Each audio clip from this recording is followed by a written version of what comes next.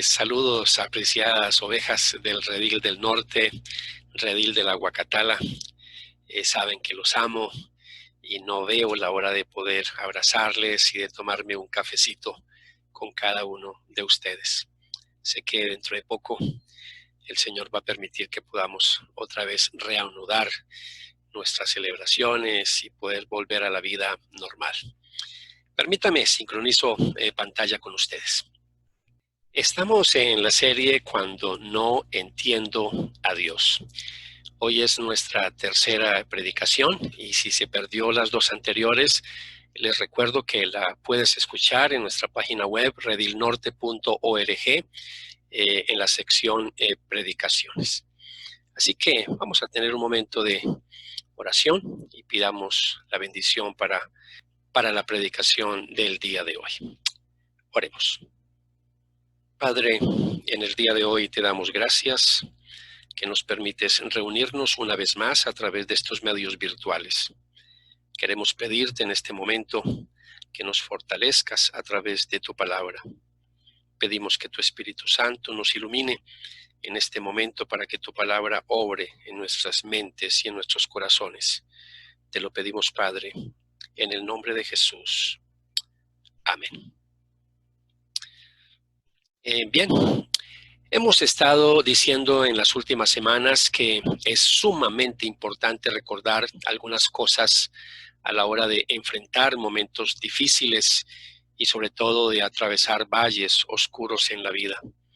Dijimos que ciertas cosas que no podemos olvidar, hay ciertas cosas que no podemos olvidar. Quiero refrescarle un poquito la memoria. Estuvimos viendo en primer lugar que no olvidarnos que Dios es soberano y nada se sale de su control. Lo segundo que debemos de recordar es no olvidarnos que Dios está con nosotros y no nos ha abandonado. Lo tercero que no debemos de olvidar es no olvidarnos que Dios permite las crisis para probar nuestra fe. No olvidarnos que Dios permite las crisis para probar nuestra fe. Esta verdad es enseñada desde el Antiguo Testamento y a modo de ejemplo les invito para que leamos Segunda de Crónicas, capítulo 32, versículo 31. Sin embargo, cuando llegaron embajadores de Babilonia para preguntar por los sorprendentes acontecimientos que habían ocurrido en la tierra, Dios se apartó de Ezequías para ponerlo a prueba y ver lo que realmente había en su corazón. Capítulo 32, versículo 31. Y eso es lo que Dios sigue haciendo con sus hijos. Dios nos pone a prueba constantemente para que nosotros demostremos nuestra absoluta fidelidad a Dios, para que demostremos que confiamos plenamente en Dios, no importa lo que pase en nuestras vidas. El problema es que muchas veces fallamos cuando llegan las crisis. En vez de aferrarnos por la fe en Jesús y buscar más de Él por medio de la oración y el estudio de la palabra, comenzamos a descuidar nuestra vida espiritual y nuestra fe se desvía de Dios y se deposita en otras personas o en otras cosas. Como ampliaremos más adelante, a la mayoría de los creyentes se les permite atravesar por valles oscuros cuyo propósito es probar su fe. Y la pregunta es obligatoria hacerla hoy. ¿Por qué tiene que ser probada nuestra fe? Pues porque la fe ocupa el primer lugar en la lista de prioridades de Dios. Él dijo que sin ella es imposible agradar a Dios. Leamos en Hebreos capítulo 11, versículo 6. Pero no es posible agradar a Dios sin tener fe, porque para acercarse a Dios uno tiene que creer que existe y que recompensa a los que lo buscan. Y para no dar lugar a confusiones, el mismo autor de los Hebreos nos da la definición de lo que es la fe. En Hebreos capítulo 11, versículo 1, leemos: La fe es la confianza de que en verdad sucederá lo que esperamos. Es lo que nos da la certeza de las cosas que no podemos ver. Esta decisión de creer cuando no se nos ha dado las respuestas a nuestras preguntas, cuando no sabemos del por qué Dios permite ciertas crisis, es fundamental para nuestra relación con Dios. Él jamás hará nada que pueda destruir la necesidad de tener fe. De hecho, Él mismo nos guía a través de los tiempos de crisis y de prueba específicamente para cultivar esa confianza y dependencia en Él.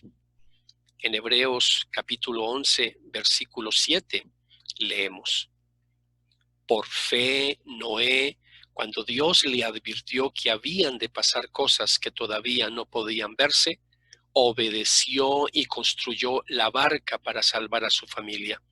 Y por esa misma fe, Noé condenó a la gente del mundo y fue heredero de la justicia que se obtiene por la fe. En semanas anteriores hemos estado recordando el texto de Primera de Corintios, capítulo 13, versículo 12. ¿Sí? ¿Lo recuerdas? Vamos a recordarlo. Ahora vemos todo de manera imperfecta como reflejos desconcertantes, pero luego veremos todo con perfecta claridad.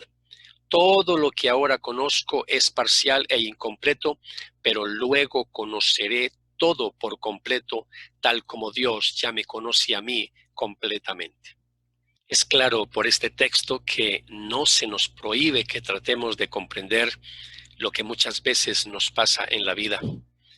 De ahí la advertencia que nos hace la palabra del Señor, un texto que ya hemos compartido en semanas anteriores, Proverbios capítulo 3, versículo 5, cuando leemos: confía en el Señor con todo tu corazón, no dependas de tu propio entendimiento. Si tu fe ha comenzado a tambalear y has empezado a sentirte desalentado, es muy importante que prestes atención a lo que la Biblia dice al respecto de la crisis, las pruebas y el sufrimiento. Cuando estudiamos la Biblia vemos que aún los gigantes de la fe experimentaron momentos difíciles parecidos. Y yo quiero compartir en el día de hoy algunos ejemplos. Tenemos el caso de José, uno de los patriarcas del Antiguo Testamento. Toda su vida estuvo llena de pruebas, estuvo llena de crisis. Sus hermanos le odiaron hasta el punto de considerar matarle. Luego decidieron venderle como esclavo. Mientras estaba en Egipto, fue encarcelado al haber sido falsamente acusado por la mujer de Potifar de que había tratado de violarla, y después se vio en peligro de que lo ejecutaran. No vemos ningún indicio cuando uno mira la palabra de Dios, no vemos ningún indicio de que Dios le explicara a José lo que él estaba haciendo durante todos esos años de aflicción, o cómo habrían de encajar en su lugar finalmente las piezas del rompecabezas. Uno no ve que Dios le explica nada a José. Se esperaba de él como se espera de ti y de mí, que viviera un día a la vez sin llegar a comprender totalmente lo que le estaba ocurriendo. Lo que agradó a Dios fue la fidelidad de José cuando nada tenía sentido para él, cuando no entendía a Dios. Otro ejemplo de fidelidad en medio de las pruebas es el caso del gran profeta Elías. Hay un episodio en su vida que quiero en el día de hoy traerlo a colación, y lo encontramos en el capítulo 17 del primer libro de los Reyes. Así que abra su Biblia ahí, por favor, o también lo van a ver en la pantalla.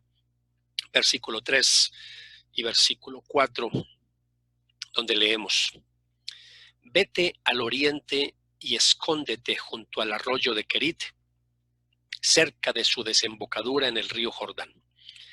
Bebe del arroyo y come lo que te den los cuervos, porque yo les he ordenado que te lleven comida. Estas eran unas excelentes noticias para Elías, teniendo en cuenta la terrible sequía por la que pasaba la nación. Al menos no iba a morir de sed, pero, oh sorpresa, leemos en el versículo 7 las siguientes palabras: sin embargo, poco después el arroyo se secó porque no había llovido en ninguna parte del reino. Y esto sí que es bien extraño. ¿Te imaginas lo que pasaba por la cabeza de Elías? con toda seguridad que le dijo al Señor: tú me enviaste a este lugar y me prometiste que tendría alimento y agua. ¿Por qué entonces permitiste que se secara el arroyo? Te pregunto, ¿se ha secado alguna vez alguna fuente de bendición de Dios en tu vida? Quiero invitarles a que volvamos a la carta a los Hebreos, al capítulo 11 específicamente. Allí se relata acerca de creyentes que sufrieron por seguir la voluntad de Dios. Su fe consistió en confiar en la palabra de Dios. Así que vamos a leer los versículos 35 al 39. Otros fueron torturados porque rechazaron negar a Dios a cambio de la libertad. Ellos pusieron su esperanza en una vida mejor que viene después de la resurrección. Algunos fueron ridiculizados y sus espaldas fueron laceradas con látigos. Otros fueron encadenados en prisiones. Algunos murieron apedreados, a otros los cortaron por la mitad con una sierra y a otros los mataron a espada. Algunos anduvieron vestidos con pieles de ovejas y cabras, desposeídos y oprimidos y maltratados. Este mundo no era digno de ellos. Vagaron por desiertos y montañas, se escondieron en cuevas y hoyos de la tierra. Debido a su fe, todas esas personas gozaron de una buena reputación, aunque ninguno recibió todo lo que Dios le había prometido. Fíjese en la última parte del versículo 39. Aunque ninguno recibió todo lo que Dios le había prometido. Estos creyentes vivieron con la esperanza de una promesa que no había sido cumplida cuando llegó el momento de sus muertes. Nunca recibieron ninguna explicación. Solo podían aferrarse a su fe, esa fe que los mantenía firmes en el momento de la persecución. A la luz de la Biblia, entonces, resulta claro que una fe firme en Dios no garantiza una vida feliz y libre de problemas en la vida. Por el contrario, nuestra fe casi que nos garantiza que habremos de sufrir alguna forma de abuso de parte del mundo. Mientras estemos en este mundo, tal vez jamás comprenderemos el propósito de nuestro sufrimiento. Pero sabemos que Dios cumplirá las promesas que Él nos ha hecho. De eso estamos totalmente seguros. Él cumplirá las promesas que nos ha hecho. Ahora quiero invitarles a que miremos algunos ejemplos del Nuevo Testamento. Empecemos hablando de Juan el Bautista. Juan el Bautista, de quien Jesús dijo que entre los nacidos de mujeres no había mayor profeta que él. Con semejante calificativo por parte de Jesús, algunos creyentes contaminados con la teología de la prosperidad solo esperarían bendiciones en la vida del Bautista. Pero vemos en la Biblia que el Bautista terminó en un oscuro y maloliente calabozo de Herodes, y para rematar, una malvada mujer llamada Herodías hizo que le cortaran la cabeza como venganza debido a que él le había acusado de comportarse inmoralmente. Cuando leemos la Biblia, no vemos que ningún ángel haya visitado al Bautista para explicarle el significado de su persecución y de su sufrimiento. Un hombre de la talla del Bautista también atravesó por crisis difíciles en la vida que lo desconcertaron. Fue tal su desconcierto que tuvo una crisis de fe en algún momento y desde la cárcel le envió un mensaje secreto a Jesús. Lo encontramos en Lucas capítulo 7, versículo 20. Los dos discípulos de Juan encontraron a Jesús y le dijeron: Juan el Bautista nos envió a preguntarte, ¿eres tú el Mesías a quien hemos esperado? ¿O debemos seguir buscando a otro? Te pregunto, ¿alguna vez te has preguntado si Jesús es realmente nuestro Salvador? Si solo a través de Él llegamos al cielo. ¿Has tenido crisis de fe? Y terminemos con estos ejemplos hablando del apóstol Pablo. Y sobre todo presentando su defensa apostólica ante los corintios, él escribió en la segunda carta a los Corintios, capítulo 11, versículos 23 al 33. Leamos. He trabajado más arduamente, he sido encarcelado más veces, he recibido los azotes más severos, he estado en peligro de muerte repetidas veces. 5 veces recibí de los judíos los 39 azotes. 3 veces me golpearon con varas, una vez me apedrearon, 3 veces naufragué y pasé un día y una noche como náufrago en alta mar. Mi vida ha sido un continuo ir y venir de un sitio a otro, en peligros de ríos, peligros de bandidos, peligros de parte de mis compatriotas, peligros a mano de los gentiles, peligros en la ciudad, peligros en el campo, peligros en el mar y peligros de parte de falsos hermanos. He pasado muchas veces trabajos y fatigas y muchas veces me he quedado sin dormir. He sufrido hambre y sed y muchas veces me he quedado en ayunas. He sufrido frío y desnudez. Y como si fuera poco, cada día pesa sobre mí la preocupación por todas las iglesias. Cuando alguien se siente débil, no comparto yo su debilidad.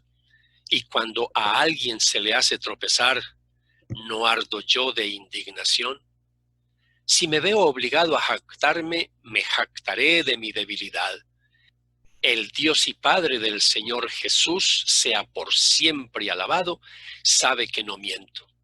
En Damasco el gobernador bajo el rey Aretas mandó que se vigilara la ciudad de los damasenos con el fin de arrestarme.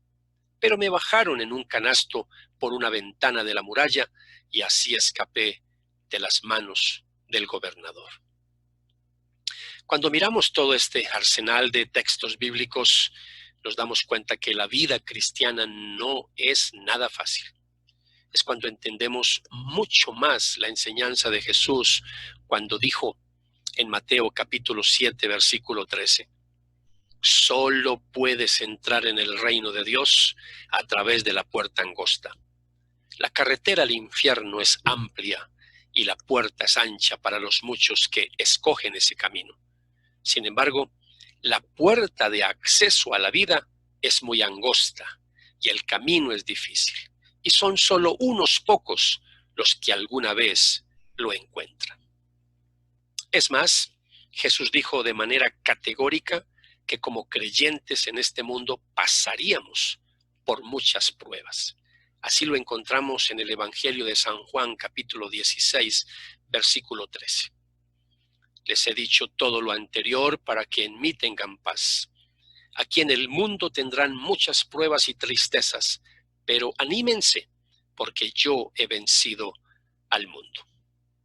Así que, ¿en dónde quedan esas enseñanzas que los cristianos no pasaríamos por dificultades, ni pruebas, ni tristezas? ¿A dónde quedan las enseñanzas de decrétalo, confiésalo y reclámalo? La gran diferencia es que como cristianos podemos tener paz y gozo en medio de las dificultades y las pruebas. El mismo Pablo, hablándole a los Corintios, en la segunda carta, en el capítulo 7, versículo 4 al 5, dijo lo siguiente: tienen toda mi confianza y estoy muy orgulloso de ustedes. Me han alentado en gran manera y me han hecho feliz a pesar de todas nuestras dificultades. Cuando llegamos a Macedonia, no hubo descanso para nosotros. Enfrentamos conflictos de todos lados, con batallas por fuera y temores por dentro. Y en la misma línea, también escribió el apóstol Pedro en la primera carta, en el capítulo 4, versículo 12 y versículo 13, el apóstol Pedro escribió: queridos amigos, no se sorprendan de las pruebas de fuego por las que están atravesando como si algo extraño les sucediera. En cambio, alégrense mucho porque estas pruebas los hacen ser partícipes con Cristo de su sufrimiento, para que tengan la inmensa alegría de ver su gloria cuando sea revelada a todo el mundo. Es sumamente claro entonces que la enseñanza bíblica es que el gozo y el dolor coexisten juntamente. Así que, para terminar, a modo de aplicación, déjenme decirles algunas cosas. En medio de crisis y dificultades por las que tengamos que pasar, aunque no entendamos a Dios del por qué permite que pase esto en nuestra vida, nuestra actitud debe ser la que el apóstol Pablo nos enseña y que encontramos en Romanos capítulo 8, versículo 37. Pero en todo esto salimos más que vencedores por medio de aquel que nos amó. Y escribiéndole a los filipenses les dijo en el capítulo 4, versículos 4 al 7. Regocíjense en el Señor siempre, y otra vez les digo, regocíjense. Que la gentileza de ustedes sea conocida de todos los hombres. El Señor está cerca. No se preocupen por nada, que sus peticiones sean conocidas delante de Dios en toda oración y ruego con acción de gracias. Y que la paz de Dios, que sobrepasa todo entendimiento, guarde sus corazones y sus pensamientos en Cristo Jesús. Esta es la paradoja, mis amados, que nos presenta la Biblia. Por una parte, se nos advierte que esperemos sufrimientos y dificultades que pudieran llegar a costarnos incluso nuestras propias vidas. Pero por otro lado, se nos exhorta a que en medio de las crisis y las pruebas estemos gozosos y seamos agradecidos. Es claro que esto es todo un misterio, ya que, como ya lo mencioné, es toda una paradoja. Por eso necesitamos que la paz de Dios cuide nuestras mentes y corazones en medio de las dificultades, porque es una paz que sobrepasa todo entendimiento. Vamos a orar. Vamos a orar.